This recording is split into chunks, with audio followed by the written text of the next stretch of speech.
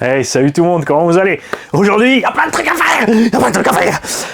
Je vais vous parler de l'étape 2 de la Tamiya TT01, puisqu'on avait fait une étape avec différents tests de pneus, certains réglages. Sur la phase 2, on a modifié les réglages. Point de vue suspension, on n'a pas encore touché au diff. Et... qu'est-ce qu'on n'avait pas fait encore? On a rabaissé donc la carrosserie. Et suspension. Étape 3, nous allons donc mettre de l'huile plus dure dans le diff avant. On va laisser la même motorisation. Point de vue pneumatique, c'est pareil. On va toujours jongler entre les pneus qu'on avait au départ. Tout simplement, enfin on diminue un peu le truc, puisque les pneus camions, c'est pas la peine. Les pneus Tamiya, il y en a un qui a déchiré, donc il ne reste plus que ceux-là. C'est pas compliqué. Le but, c'est de faire étape par étape, justement. Donc, premier travail était sur la suspension. Deuxième étape, donc on va mettre de l'huile plus dure. Sur les pneus, on a trouvé parmi ce qu'on avait là, ce qui allait le mieux. C'est pas ce qu'il y a de mieux, ça c'est encore une étape plus tard quand on essaiera d'autres pneus. Et on installera aussi au passage donc la WeFly X9 sur l'engin, qui est donc beaucoup plus rapide en réaction que bien sûr ce qu'on a mis dessus, la bonne vieille DX2E, puisque cette TT01 c'est la récup pure. Elle a déjà quelques bricolages, mais je vais vous montrer au fur et à mesure, par petites étapes, les modifications. Donc entre la phase 1 et la phase 2, il y a déjà une grosse différence. On est beaucoup plus à l'aise sur le circuit, et les performances aussi, même si on roule à la même vitesse. Et donc avec l'huile de diff plus dure et la X9 à bord, ça devrait aller encore mieux. Après, peut-être qu'on mettra une carrosserie légère. Bon, il n'y a pas vraiment le besoin. Le petit 17 tours 5 là en 2S, ça va bien. Sur la ligne droite, et ça manque un peu de pêche parce que c'était toujours à fond. En 3S, on est vraiment cool. Bien sûr, on pourrait mettre encore un pignon plus gros aussi ou n'importe ce genre de choses, puisqu'on est loin d'être sur les étagements qu'ils utilisent typiquement sur ce genre d'engin en compète, où les mecs ils mettent un pignon comme ça, une couronne comme ça. Mais moi j'aime pas ça parce que ça coupe les pattes à l'accélération, t'as rien sous le pied. Et moi j'aime que ça gaze un peu plus. Donc le point crucial quand même, par contre, je pense qu'après ça sera bien sûr les pneumatiques. Ces pneumatiques là ont un petit souci, c'est que à froid ça glisse. Ensuite il y a une zone où ils sont vraiment bien et ensuite ça surchauffe et ça va plus du tout. Et le point essentiel sur les pneumatiques, ça sera le moment où on va attaquer le traitement des pneumatiques. Et pour ça, bien sûr, je vais utiliser les gens du SAM 68, puisque c'est eux qui vont m'expliquer comment on fait, comment que ça marche. J'ai jamais roulé avec du traitement sur les pneus. Donc on va voir la grosse différence avec et sans traitement, mais uniquement quand on aura déjà mis le véhicule plus ou moins au point. Comme ça, on va y aller étape par étape. Vous verrez donc encore plein de vidéos de cet engin au SAM 68, parce que le but, c'est justement de montrer les évolutions. Donc, chaque fois que j'y vais, évidemment, je ne vais pas y aller juste faire un pack, ensuite faire des modifs. Je fais 3-4 packs pour m'habituer au véhicule, au circuit. Tu as les différentes conditions entre concentration, moins concentré. Ça se voit clairement sur les vidéos. Et voilà. Pour... Ah ouais, j'ai envie de faire autre chose parce que j'ai reçu un carton. Quitte à monter, j'ai reçu un autre carton. Et surtout, ce que je vais vous montrer, c'est celui-là. Mais ça, c'est pour plus tard. Du coup, tu vois, ça va, il est que 3h15 du matin et détends-toi. Tu m'as pas vu vers 7-8 heures après 3 litres de café. Alors... la carreau, effectivement, est lourde, ça fait 200 grammes. Une carreau en Lexan normale, ça fait, je crois, moins d'une centaine de grammes, surtout les versions pour compète. J'ai failli en acheter une, bien sûr, chez Pro Model 67. J'ai oublié de prendre par contre la bombe de peinture que j'aurais dû prendre chez lui pour finir le truc. Donc là, comme tu peux voir, on revient du dernier run, comme elle est là. Donc j'ai fait des runs avec des batteries plus ou moins lourdes. Ensuite, j'aime bien utiliser les batteries légères pour déplacer les masses. Pour faire vite fait, on avait fixé un Rilsan, sans pitié. Sans pitié. Hop. Gaspillage, t'aurais pu l'ouvrir, Mani. Ouais, je sais, mais j'ai pas envie. Je vais vous montrer le Scorp Mini C. Bref. Dans l'ordre. Là, bien sûr, on est toujours en pièce provisoire. On a Gunnar qui en a en rab, qui a dit qu'il nous envoie ça par courrier, donc on attend que la pièce arrive, parce que j'aurais pu la faire mieux, mais comme je savais qu'il y en avait une qui arrive, voilà, je fais simple. Donc on va laisser ça dessus. Et j'en étais où, moi? On a dit on touche pas ça, on touche pas ça, on touche pas ça, on touche le diff. Je m'y perds dans cette histoire. Et on va faire simple, puisque c'est un engin pour justement tester les bases. Donc on va pas se compliquer trop la vie. On va mettre tout simplement, puisque là les deux diffs sont complètement libres, comme tu peux le voir. Tu vois, on va mettre un tout petit peu d'1 million de CST à l'avant en plus de ce qu'il y a dedans. On va pas s'amuser à nettoyer, machin, biduler, tout ça. Pour enlever la cellule. Pourquoi t'enlèves les vis de derrière? C'est un accès par avant, c'est une tame. Ah oui, c'est pas une carte. Alors, si tu te poses la question des châssis entrée de gamme pour attaquer sur le circuit, t'en as entre 100 et 150 €. Sérieusement, qui font super bien le taf. L'avantage des tames, c'est que tu as déjà les carreaux peintes avec. L'inconvénient, c'est qu'il n'y a pas d'amorto hydraulique, donc option. Il n'y a pas de rouleau à billes, option. Il y a un vario qui prend brushless et charbon, mais impérativement donc un brushless à capteur. Tu vois, et c'est là que j'aime bien. Alors l'avantage des capteurs, bien sûr, c'est plus doux pour amener la motricité, surtout si tu roules sur moquette et si tu as des vues d'améliorer tes performances. Sinon, si c'est vraiment pur loisir, faut dire que partir sur une Carten T410, la non R, donc avec le châssis plastique et la transmission fermée, surtout pour aller sur parking, avec un combo Robitronic ou quelque chose comme ça pour une soixantaine d'euros, tu as déjà les roulements, tu as déjà les amortos hydrauliques, tu as les diffs à billes réglables. C'est top donc pour l'avant, il suffit de serrer une vis et tu vas naturellement par extérieur durcir ton diff avant. L'arrière, tu le laisses comme il est. Vous avez vu qu'on l'avait détendu un petit peu, c'était pas une bonne idée sur le circuit. Tu as déjà l'arbre de transmission centrale en alu, tu n'as besoin de rien, donc tu peux t'en tirer vraiment un budget sympa, 200-250 € pour te lancer par rapport à la TAM. Tu vas dire oui, de la TAM, si tu l'achètes, elle roule déjà aussi. Oui, c'est sûr. 150-200 € roule déjà, mais comparé justement aux concurrents, hein, on est quand même sur une construction un peu archaïque chez TAM. Alors, ils font d'autres modèles, bien sûr, plus axés pour ça.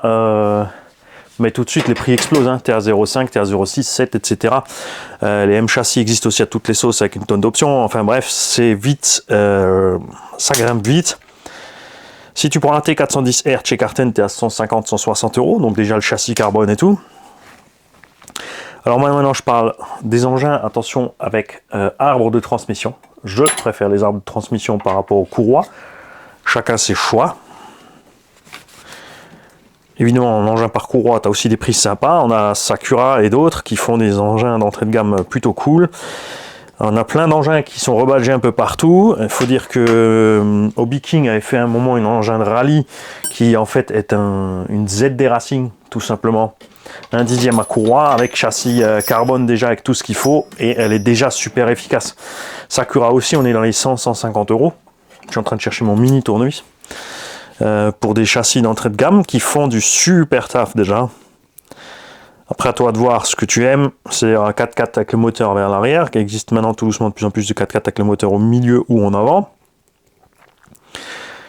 Parce qu'en GT8, on roule depuis longtemps, tous avec le poids extrêmement devant, enfin la plupart. Il y a de la traction, il y a de la propulsion, il y a un tas de choses. Ok. Alors, c'est pas étanche, hein. Faites gaffe, pensez-y. D'ailleurs, regarde, on va mettre une goutte de 2 millions parce qu'on a déjà du gras dedans et on avait, je crois, déjà mis de l'huile un tout petit peu plus dure à l'intérieur. Donc là, on va tout simplement prendre, regarde, l'équivalent en volume d'une noisette à l'intérieur de la coquille, pas à l'extérieur, pas la noisette complète avec la coquille. Tout simplement, hein. On va pas chercher loin, regarde. Et on va mettre ça dedans. C'est pas étanche de toute façon, donc du coup, il va y en avoir un peu partout. Hop. Là, je veux savoir de vous, qu'est-ce que vous utilisez, les habitués de la piste, plus de l'huile. Vous avez des graisses épaisses. Moi, je ne suis pas allé rechercher ce qui existe tout en graisse, s'ils font des différentes épaisseurs et différents machins. Un peu plus ou moins collant. Après, une huile silicone de 1 à partir de 1 million, franchement 2 millions, etc. C'est vraiment pas super fluide, donc ça n'a pas tendance non plus à se barrer de là.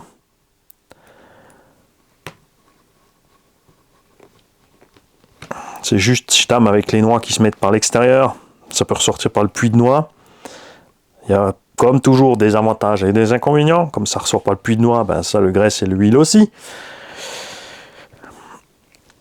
Si tu te poses la question, tu prends une TT01 d'origine, celle-là elle a un kit Racing Alu dessus, je suis pas fan. Franchement, il faut mettre des rondelles de cache partout, c'est lourd, c'est pas terrible. Si tu prends une TT01 ou 02 d'origine, tu mets juste le kit de roulement, tu trouves des kits complets à 7-8 euros, ça fait le taf. Comme dit, ce qui est plus dommage, c'est la suspension. C'est un poste qui coûte relativement vite des sous. D'avoir... j'ai bien fait de mettre de la 2, moi, vu qu'il y avait encore du gras dedans. On a encore plein de gras dans la cellule, donc c'est pareil, on va le laisser là. Et maintenant, Mani, ce qu'il a fait, regarde, c'est qu'il n'a pas regardé dans quel sens était le diff quand il l'a sorti. Mais j'ai la graisse qui a giclé là, qui me fait dire que le diff était par là. Alors, pourquoi est-ce que tu peux tourner les diffs chez Tamiya? Pour pouvoir utiliser justement, tu vois, enfin, c'est pas pour utiliser, c'est de l'inverse. C'est pour ça que c'est pas grave si le petit combo Wing capteur de base ne peut pas inverser son sens, parce que beaucoup d'engins de piste, indice pour lequel il est bien sûr prévu à la base, ont la possibilité de tourner tout simplement le diff avant et arrière dans le véhicule. Si tu te poses la question à quoi ça sert de tourner les diffs, ça dépend, puisque le moteur étant long.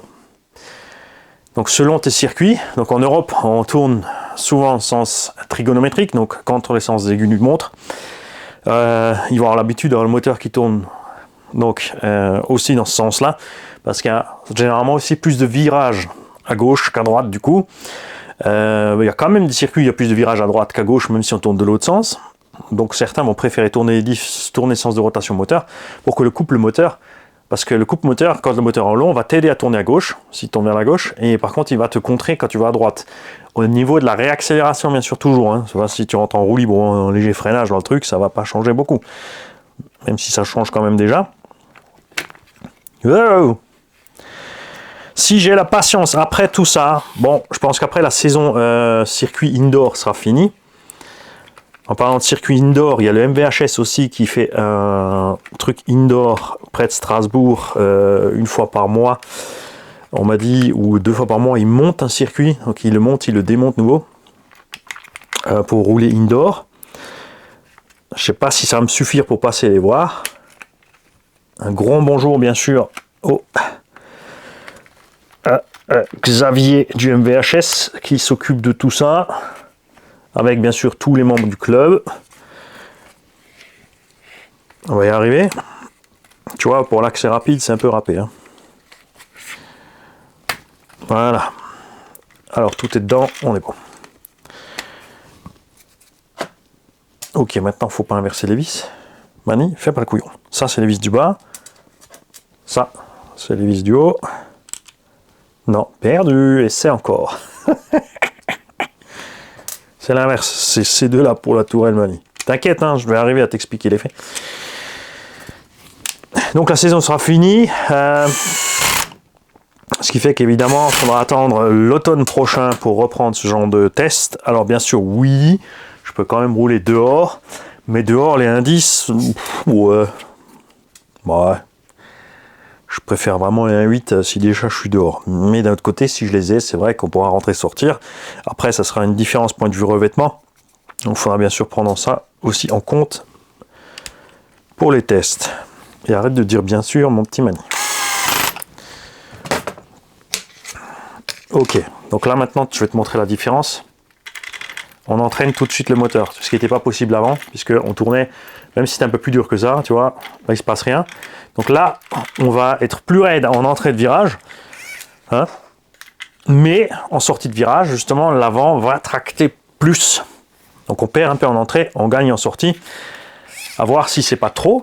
Sur le circuit, vous avez vu qu'on a un endroit qui est très très serré, mais on n'a pas encore exagéré, hein, parce que si bien sûr j'avais vidé et nettoyé proprement le diff pour aller mettre ensuite l'huile à l'intérieur, enfin justement l'huile silicone, hein, assez dure là, on aurait été plus dur que ça. C'est pour ça que je fais comme ça, on y va par étapes, tranquillou, pour montrer un peu les différences.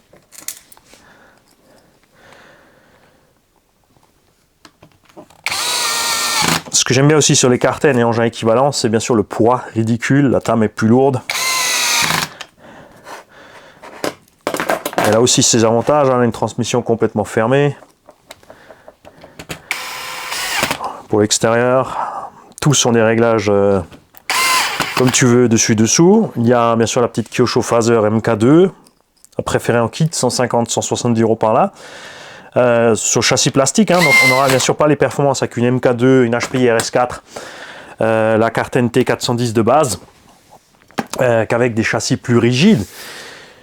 Mais quand on est pilote loisir, déjà et qu'on débute, ben, on voit pas trop les différences. Hein? Donc voilà, on est prêt pour la phase de test 3. Donc on passera aussi pareil 2-3 batteries, du 2S et du 3S. Là par contre j'aurai plus qu'une sorte de pneu, sauf si entre temps j'en procure encore d'autres. On a donc réglé les suspensions beaucoup plus dures. On a rabaissé le véhicule, on a rabaissé la carrosserie. Alors ça va bien selon les roues que tu as. Avec les roues Tamiya, j'étais obligé de remonter la carrosserie un petit peu. Vous l'avez vu sur les vidéos, ça bazarde déjà un peu plus de l'arrière parce qu'on est plus haut. Avec ces roues là ça va bien, on peut vraiment poser la carreau en bas. Donc on va continuer comme ça, sans nettoyage, sans rien. Je veux dire, on va voir ce qui se passe au bout de quelques runs sur la moquette. Évidemment on a des petites poussières de moquette partout, c'est pas très grave. Ensuite on fera la même, parce que ça va être long d'attendre la saison prochaine, on fera la même à l'extérieur. Par contre sur cet extérieur qui est beaucoup plus grand, le 17 tours 5, je pense que ça va falloir passer sur autre chose. On roulera bien sûr en 3S sur le circuit extérieur. Mais comme ça, vous verrez au fur et à mesure un petit peu l'évolution de la chose. Alors oui, j'ai pas commencé avec les amortos, juste avec les ressorts, parce que je les avais pas. Peut-être été intéressant de commencer aussi avec les ressorts. On pourra peut-être le faire à la fin. Une fois que tout sera réglé, qu'on aura les bons pneumatiques, le bon rapport poids-puissance, les bons réglages de diff, de hauteur de caisse, comme dit, peut-être qu'on aura une carreau un peu plus légère dessus. J'en ai vu des sympas chez ProModel, juste pour dire qu'on a mis une carreau légère. Voir un peu tout ce qu'on peut faire avec cette bonne vieille Tamiya TT01. Ensuite, on va arriver aussi au moment où on va atteindre les limites du châssis à cause de la torsion du châssis. Passer la puissance au sol, le poids en trop de tous les éléments à lui et tout le tralala. Les efforts méca, ça va, hein, 13 tours 5, 17 tours 5, en 2S, c'est pas un problème pour ces petits châssis TAM, même le 3S avec l'arbre à lui. N'oubliez pas qu'on a des réparations provisoires à un moment ou à un autre. Je crains aussi fort que ce qu'on a dû faire sur certains cardans va se reproduire sur d'autres, notamment les axes qui se sont barrés, là ils bougent pas encore. J'ai resserré avec du frein filet toutes les articulations à l'intérieur. Je le répète, avec une TT01 d'origine, c'est des problèmes que tu n'auras pas. Tu n'auras pas de problème de cardan et de noix. C'est vraiment, ça marche à merveille. Surtout, comme dit, avec un 17 tours 5 en 2S, avec l'étagement adéquat, ça va crème. Ça va crème.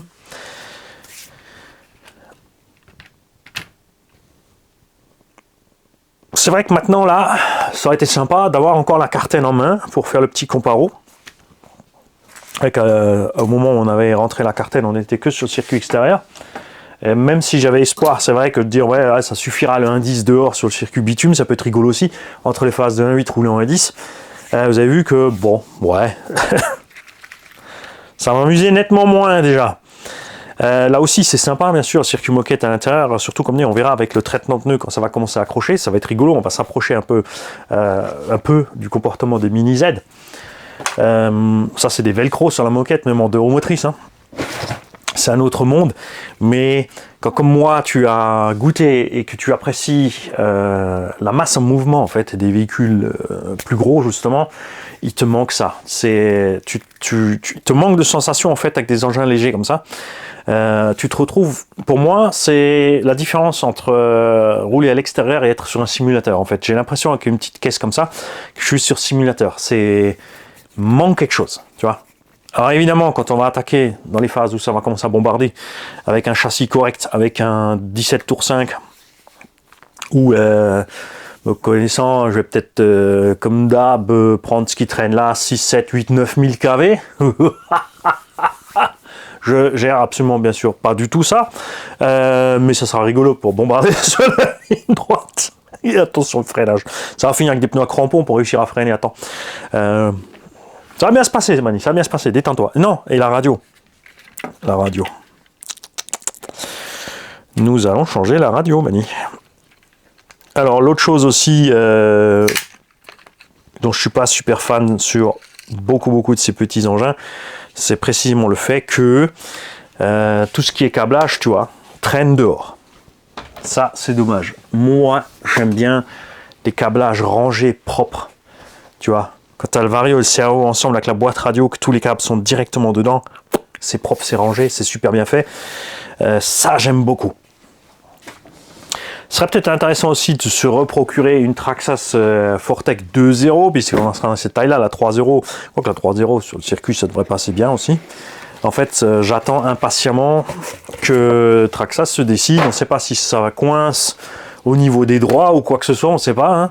Hein, d'avoir enfin cette Toyota Supra. Parce que, voilà, c'est vrai que la Corvette était chouette, le Hot Rod est chouette, mais la Toyota Supra, miam miam. Ah, attention par contre, comme dit, pneumatique taille unique, une seule dureté. C'était plus ou moins ok sur le circuit, mais après, oui, si tu ronges du pneu, ça coûte cher. Ça m'embête, mais sur moquette, ça devrait se passer bien. Après, à voir comment ça se passe sur moquette. Hein, à voir. Alors, voie 2, le servo, câble noir ou marron vers l'extérieur du récepteur. Le rouge, il est toujours au milieu. Et le orange ou blanc sont à l'intérieur. Servo, voie 1, espèce d'andouille. C'est celui-là, récepteur, il est bleu. Noir, blanc, rouge. Le récepteur en voie 2. Alors, il faut savoir que si tu te trompes de sens en mettant un consommateur, c'est-à-dire un servo, il va rien se passer, puisque ton plus est toujours au milieu, et c'est juste que lui, sur le blanc, ce qu'on appelle sémaphore, ou le orange, on a le signal. Bon, maintenant, il commence à faire des servos avec des câbles tout noirs, hein, donc méfiez-vous. Principalement aussi, les prises ici apparentes sont souvent aussi vers l'extérieur du boîtier, mais souvent, ça veut dire pas toujours, méfiez-vous. Alors, j'en étais où? Oui, le sémaphore est le jus, donc il ne se passe rien. En fait, ton élément ne fonctionne pas. Si tu branches le vario, donc le bec à l'envers, la machine, le vario va se mettre en route et il n'y aura pas de réception. Dans certains cas, tu crames, dans certains cas, tu crames pas. Ça dépend des récepteurs. Par contre, là où tu vas toujours cramer quand tu te trompes, c'est quand tu branches une batterie externe. Alors, si tu utilises une batterie avec un connecteur 3 pôles, non. Ça va aller. Parce que tu vas faire la même chose que ton vario à l'envers. Comme dit, dans la plupart des cas, ça passe. Il y a juste certains cas où ça passe pas. Par contre, quand tu as un 2 pôles et que tu te trompes dans l'emplacement et le sens, là, tu fumes le récepteur. On a un spécialiste pour ça en France. Un pro du court-circuit et de l'explosion de choses.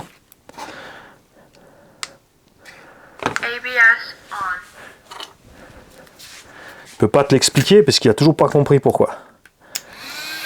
Alors. Receiver battery 6.0 volts.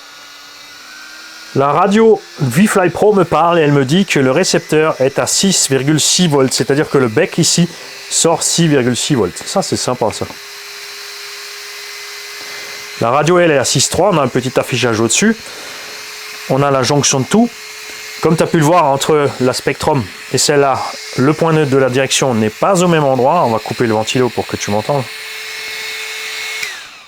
Voilà, on n'est pas au même endroit. Pour ça, nous allons donc aller dans le menu Subtrim. Dans beaucoup de cas, le trim déplace le palonnier de cerveau à gauche ou à droite, si on parle de la direction, et ce que tu as compensé d'un côté, tu le perds de l'autre en débattement. Tu te retrouves donc avec moins de débattement. Quand on a trop de toute façon, et que tu peux aller sur une radio comme ça, gérer les endpoint adjustments, c'est-à-dire les butées de fin de course, ce n'est pas un problème. Si tu vas augmenter les butées de fin de course d'un côté, bah arrête de me parler. Ouh, ça va me saouler cette histoire. Et de l'autre sens, j'en étais où? Oui, donc c'est pas très grave. Augmenter ou diminuer un sens le débattement et les butées pour compenser. Mais le plus simple, c'est toujours d'aller. Tiens, d'ailleurs, le dual rate est pas à fond. Ils l'ont mis sur quoi? Il est là. Ouais, alors, par contre, on va te couper le sifflet, ça va pas aller. Donc, tu as choix menu ou user menu et bien sûr, verrouillage de l'écran. Si tu vas dans le menu, on a toutes ces fonctions-là. Et maintenant, on va vite sortir de là. Donc, revenir ici dans le user menu. Alors là, ça, c'est les points de réglage rapide, en fait. Donc ici, nous avons le dual rate, qu'on peut aussi régler par la molette. On a la vitesse du cerveau, aller et retour. Donc on peut ralentir la direction par rapport à la réaction de la molette sur l'aller ou le retour. Attention avec gaz-frein. Quand tu vas jouer là-dessus, tu vas ralentir. Ah, ça va mal se passer pour toi, je te le dis. On va donc tout de suite aller dans le menu principal. Réglage de base. Non, c'est pas là. Throttle fonction. Je vais juste voir. Là, regarde. Dans la fonction gaz, parce qu'on est en train de parler du frein.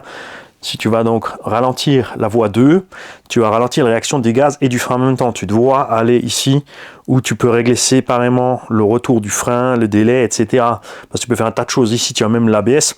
Donc tu peux vraiment paramétrer, ça va freiner, relâcher, freiner, relâcher. Combien de temps ça freine, combien de temps ça relâche, de combien de temps ça freine par rapport à ton impulsion. Plus les courbes. Ça va faire mal. Ça, c'est des fonctions que je ne vais pas utiliser. Moi, ce que je veux aller, c'est système menu. Non, c'est pas là non plus. On va, il faut fouiller un petit peu, hein, c'est sûr. Sound and vibration. Receiver battery 6.0. Télémétrie voice. Tarte ta gueule.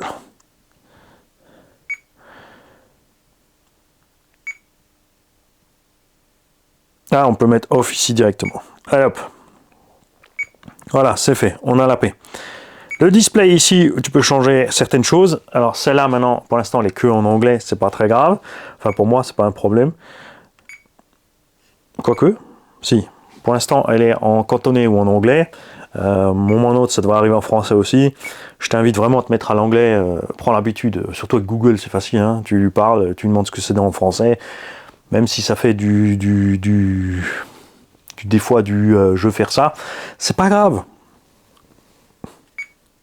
Puisque globalement, tu communiques mieux. Bien. Nous allons donc aller dans le user menu. User, c'est l'utilisateur. C'est pas UC. Mais tu peux le prononcer UC, c'est pas un problème, tu fais comme tu veux.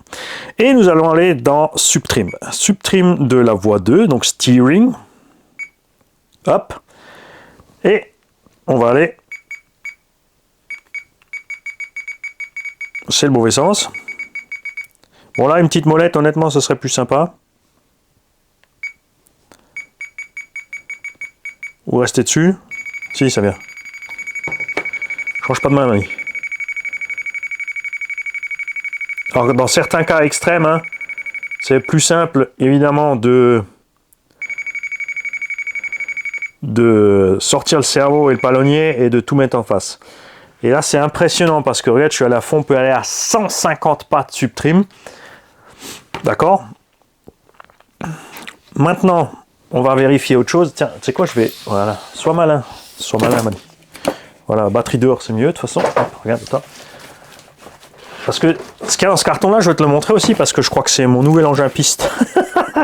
Oui, bien sûr, c'est une connerie, tu vas voir. Ok, donc là, comme tu peux le constater, on est trop loin. Hein. On va revenir.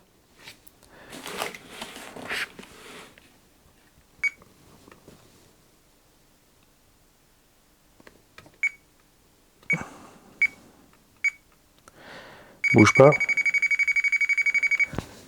Grosso merdo. On a beaucoup d'ouverture. C'est un engin à piste. J'aime bien avoir 3 degrés d'ouverture, surtout avec de l'huile de diff dure. Ça m'aide à bien stabiliser sur la ligne droite aussi à l'accélération. Si tu as du pincement, tu vas avoir tendance à zigzaguer en piste. Hein. 4x4. Attention, ne confondez pas 4x4, propulsion, traction, c'est des choses différentes. Là, on est dans le 4x4. Très bien. Maintenant, qu'on a réglé donc tout ça proprement au neutre, c'est-à-dire que ces deux points-là soient parallèles ici. Là, normalement, tu règles tes biellettes pour ajuster la roue gauche à la droite.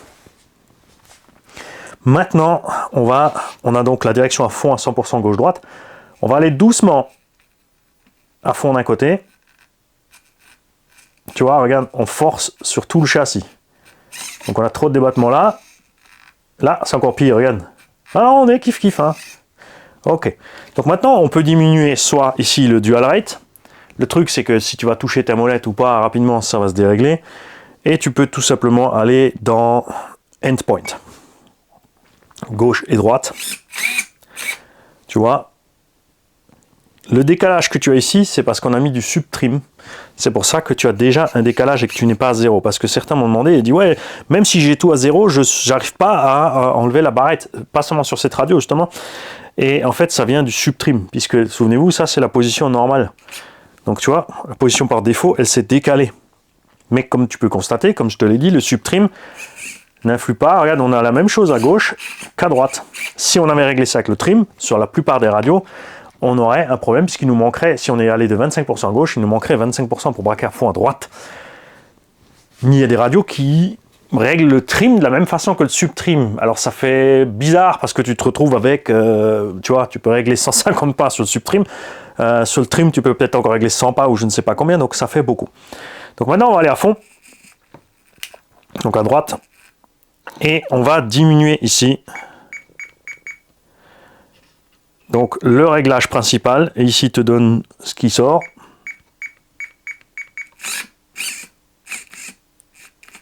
On a encore trop. Voilà. Là on arrive tout juste à la butée, c'est pas mal. Et on va faire la même chose de ce côté.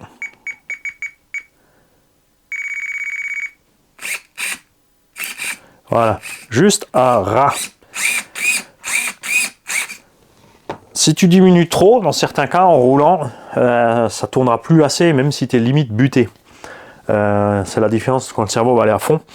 Et il s'arrête un peu avant, avec le jeu ou sauf-cerveau quand il y en a un. Là, bon, là, il n'y a plus de sauf-cerveau, tout va bien se passer. Ça va changer ce genre de choses. Mais, sachant que tu peux toujours, sur le dual rate, encore diminuer ça quand tu roules. Si tu es sur un circuit par exemple où il n'y a pas trop sinueux et ton véhicule tourne beaucoup trop, c'est sensible sur la ligne droite, tu pourras instantanément ici d'ici 10 minutes ton dual rate, mais bien sûr il ne faudra pas le diminuer trop pour ne pas se retrouver avec un engin qui ne tourne plus assez dans les portions serrées, étroites et lentes. Hein. Donc on va laisser ça là. Comme vous avez pu le constater, j'ai absolument pas encore testé de mettre des gaz ni quoi que ce soit pour une raison très simple. Pourquoi tu me parles quand même toi? Je t'ai coupé le sifflet. Là, je viens d'éteindre, donc il vient de me dire qu'on a perdu le signal. Puisqu'il faut calibrer le neutre sur la plupart des varios. Là, c'est au beaming, donc on reste sur le bouton jusqu'au bip. On s'assure qu'on est bien à 0. Une petite pression. On met gaz à fond. Une petite pression. On met frein à fond, une petite pression. Ah, et là, stop, regarde. Regarde ce qui se passe. L'ABS est enclenché.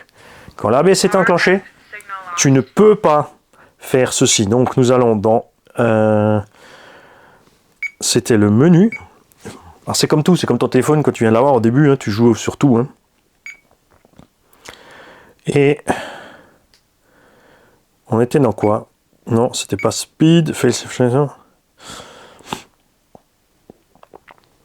Maintenant, il faut retrouver l'ABS.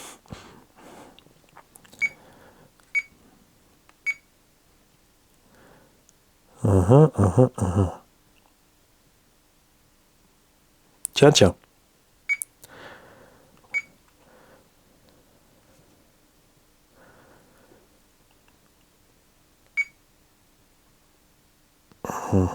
Ça, c'est les mixages. Et ça y est, je suis golio. Dual rate, c'était pas là, c'est sûr. Speed, c'est pas là non plus, c'est sûr. Parce qu'on avait bien dit, attention avec la vitesse. Là, il y a les courbes, hein, pour ceux que ça intéresse. Exponentielle. Donc, tu vas changer d'un sens, tu vas appuyer à fond, la voiture va partir cool. De l'autre sens, c'est l'inverse. Dès que tu vas toucher, elle va partir.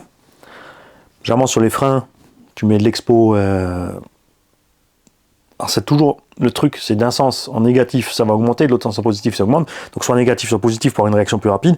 Et sur les gaz, tu vas faire l'inverse pour avoir un véhicule sorti de virage qui va pas te mettre un coup de raquette du tulle. Pour l'instant, moi, les courbes, je m'en sers pas. On a essayé, vous avez vu, sur un véhicule piste, pendant que je cherche ici l'ABS. Où est-ce que tu es, ABS? Quoi cette affaire? Donc on a joué sur ça pour aller contrôler mieux le popotin du véhicule sorti de virage.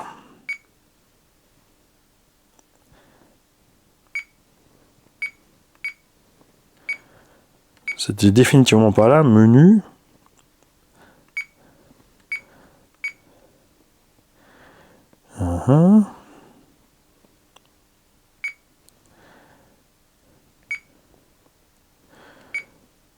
Timer, throttle function. Ah si, c'est là, l'ABS. Off. ABS off. Bon, de toute évidence, il y a un truc qu'il n'a pas compris sur système menu. Télémétrie voice. Off. Ah mais c'est la télémétrie, attention, c'est pas la voix système. C'est pas la voix système. Sound and vibration. On a bien. Ah, c'est la voix de la télémétrie, mais pas le warning. C'est celui-là, regarde. C'est ça la voix qui nous parle depuis avant. Voilà, maintenant que nous avons coupé l'ABS, on peut recommencer l'opération. Petit bouton, on met en route. On attend le bip. 1, 2, on freine à fond. 3, on relâche. Certains varios, dans ce cas-là, sont armés, d'autres, il faut éteindre et rallumer. Quand tu fais cette opération, si tu n'es pas sûr, alors débrancher le moteur, tu n'as plus de bip, donc enlever le pignon moteur. Le plus simple, souvent, c'est d'enlever les roues. Surtout sur un petit engin comme ça, il ne va pas t'arriver grand-chose. Tu le poses, tu enlèves les roues.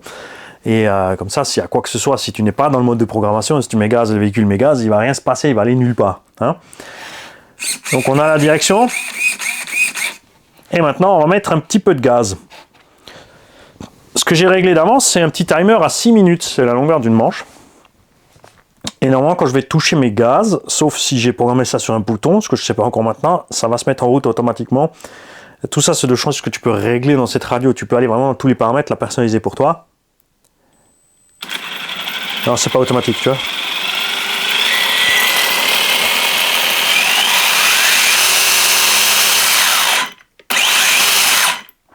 On est relativement doux sur le frein, on va laisser comme ça. On testera sur le terrain, faites-le moi penser. Ça serait l'occasion, bien sûr. Donc, on va s'habituer. C'est pour ça qu'il faut que tu joues avec ta radio au début, avant d'être dehors, parce que si tu cherches quand tu es dehors et que tu as envie de rouler, ça va pas le faire. Donc là, on était dans quoi? Nous étions dans la fonction des gaz, throttle function. C'est pour ça que c'est pas clair, parce que c'est throttle, donc les gens se disent gaz, c'est accélération. Mais en fait, c'est la voie des gaz. C'est pour ça que l'ABS est planqué ici aussi. Hein? ABS on.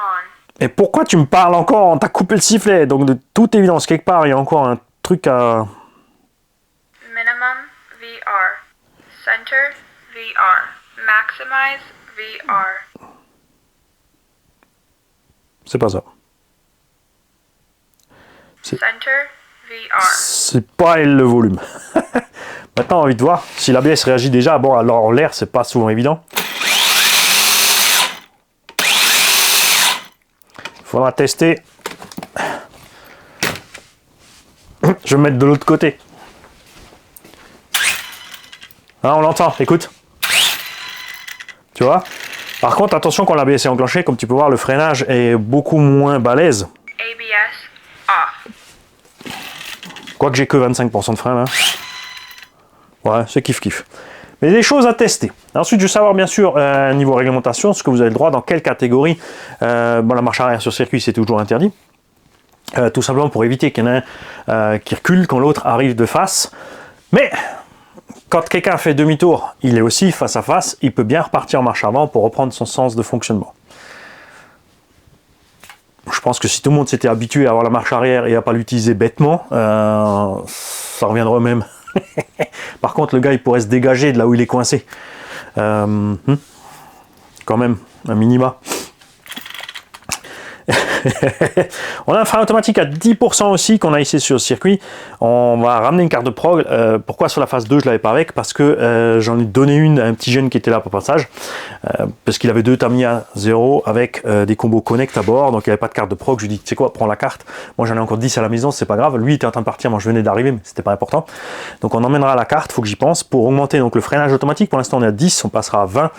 Le freinage principal, je suis à 25 ou 30%, quelque chose comme ça. On va tout doucement affiner les réglages entre freinage, accélération. Pour l'instant sur le punch aussi c'est pareil, je suis à 1 donc au minimum. On va arranger ça un peu. Si besoin on utilisera donc l'expo pour accélérer l'enclenchement du freinage ou pas. Maintenant qu'on a l'ABS dessus par exemple, enfin si on programme l'ABS aussi on peut, puisque là vous l'avez vu, j'en ai parlé dans la dernière vidéo, quand je freine, j'ai un frein automatique à 10, mais j'ai mis mon frein au départ sur 0, et ensuite donc tu dois appuyer suffisamment pour dépasser les 10 pour que le frein effectif de ce que tu fais s'enclenche. Donc on est vraiment très doux sur les freins. On peut utiliser l'expo, puisque le réglage par défaut du vari au freinage minimum c'est d'office 20, donc ou égal au drag brake, pour même si on n'a qu'un freinage à 25%, c'est que dès que tu touches, qu'il enclenche à fond les 25%. Avec l'ABS, ça sera plus facile à gérer, bien sûr, que si tu fais ça sans ABS. Mais c'est des choses à explorer au fur et à mesure. Donc je répète là pour l'instant, phase 3. Nous avons déjà dans la phase 2, la phase 1, on a testé l'engin comme il était. Phase 2, on a réglé les suspects de façon plus efficace. On a trouvé les pneus par rapport à ce qui traîne dans l'atelier et qui nous correspondait le mieux. On a changé le cerveau de direction par un plus rapide, parce que c'était vraiment trop long. Et maintenant phase 3, donc on a mis de l'huile plus dure dans le diff avant. Avant c'était libre, maintenant c'est plus ferme. Et ajouter une radio qui sera beaucoup plus rapide et précise, surtout autour du neutre, hein, parce que la vieille Spectrum, tu vois, regarde, tu vois, dès que je touche ça part. Dès que je touche un peu ici ça freine. Tu vois, la latence entre gaz-frein est minime. On a pas un demi-millimètre, alors que l'autre, tu as 2-3 mm entre le gaz et le frein.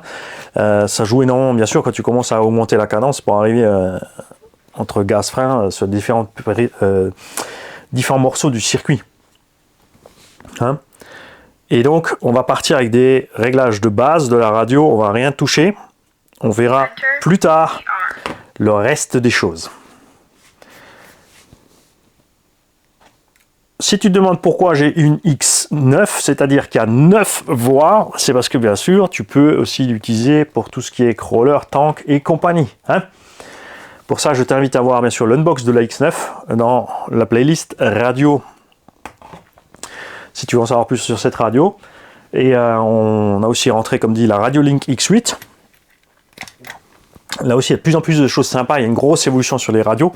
C'est pour ça que maintenant, Oh, on a laissé... Hop. Donc, j'en étais où? Oui, grosse évolution des radios, bien sûr, par rapport à ce que j'avais. Je suis encore sur une Spectrum DX4S ou C. Je suis vraiment à l'aise avec ces radios. Je me suis habitué depuis longtemps. Elles font le taf.